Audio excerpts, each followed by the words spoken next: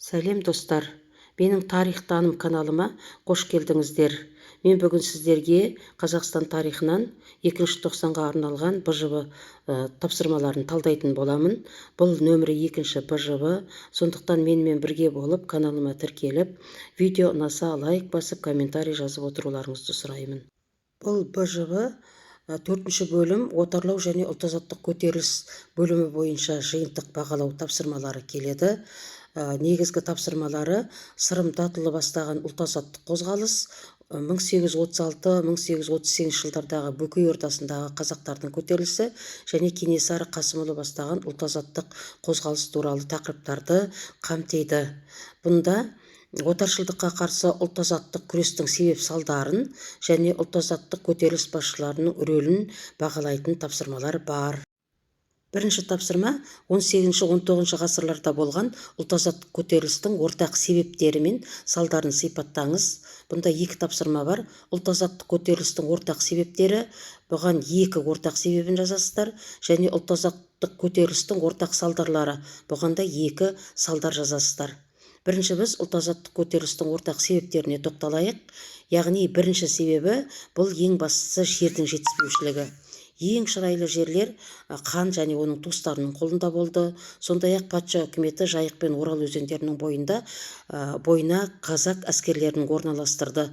Олар шекара бойына бекіністерді салып, қазақтың жайылымын тарылтты. Екінші ортақ себебі бұл патша үкіметінің хандық билікті жоюы, яғни 1822 және 1824 жылы хандық билікті жойып, әкімшілік реформа жасап, отаршылық езгіні күшейтті. Ұлт-азаттық көтерілістің ортақ салдарларына келетін болсақ, 18 ғасырдағы Сырым басқарған көтеріліс, 19 ғасырдағы Исатай мен Махамбет және Кенесары хан басқарған көтерілістердің барлығы да жеңіліске ұшырады. Содан кейін көтеріліс аяусыз талқандалды. Көтеріліске қатынасқандарды қуғындау жүргізілді. Оларды соттап каторгаға және Сібірге айдады, мал мүлкінен айырылды. Ал көтеріліс басшыларының тағдыры өте қиын болды. Сырым Хиуаға өтіп кетіп, сол жақта қарсыластарының қолынан қаза тапты. Махамбет Қаройда өлтірілді. Кенесары болатын болса, ол қырғыз манаптарыменен соғыс кезінде өлтірілді. Ал Исатай Ақбұлақ шайқасында қаза тапты.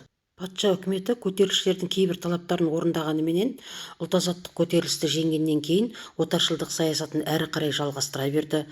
Қазақ жерлерін тартып алуын қоймады, тіпті ішкерлей еніп, жаңа бекіністер салды.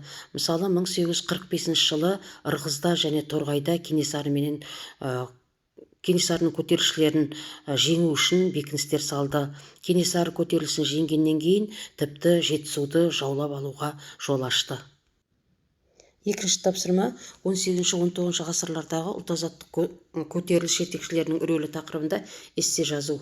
Өз еркің бойынша Исатай Тайманұлы, Махамбет Өтемісұлы, Сырым Датұлы және Кенесары Қасымұлы туралы жазуға болады.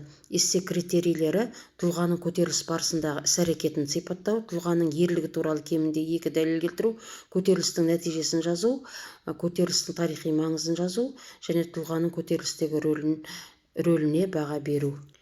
Сырым Датұлы туралы қысқаша эссе жаздым.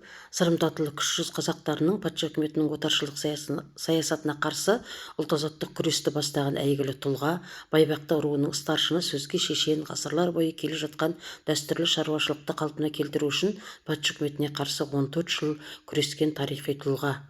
1883 жылы Сырым Батыр бастаған көтерілісшілер Орал шекара шебіндегі Гирял бекінісіне шабуыл жасап, казактарды тұтқындап, малдарын айдап кетеді.